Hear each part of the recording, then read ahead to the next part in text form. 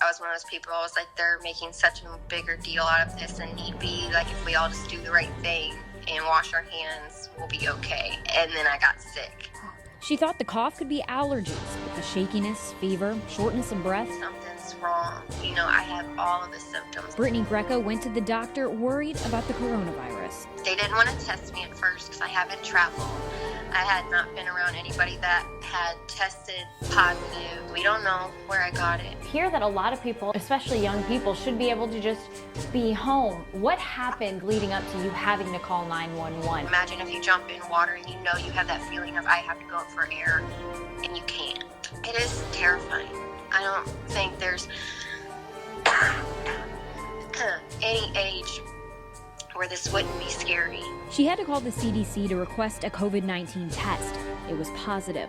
She's been in and out of the ER and ICU for weeks now. If I have a not so serious case of it, I could not imagine the people who are, on respirators and being intubated and can't even breathe on their own. I'm scared to death to give this to anybody. Your son turned 6 while you were in the hospital.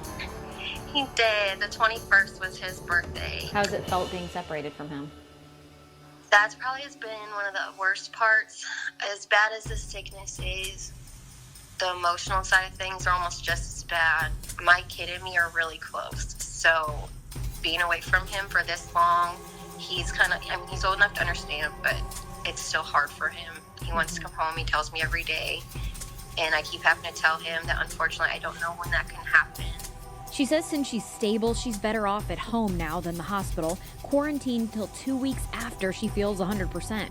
I've been blessed to have an immune system that can fight it. There are thousands and thousands of people who don't. Your message for people who might still not think that it's that big of a deal. It is. I feel like it's going to get worse before it gets better because people have the mindset that it's not a big deal. And I know each one of us can think of at least 5 or 6 relatives we have that would not be able to fight this off, that have children that I could not imagine having this or fighting this off. And if you're not going to do it for yourself, do it for those people. I would have not left my house, gone anywhere, if I knew how miserable this was. Abby Larico, 5 on your side.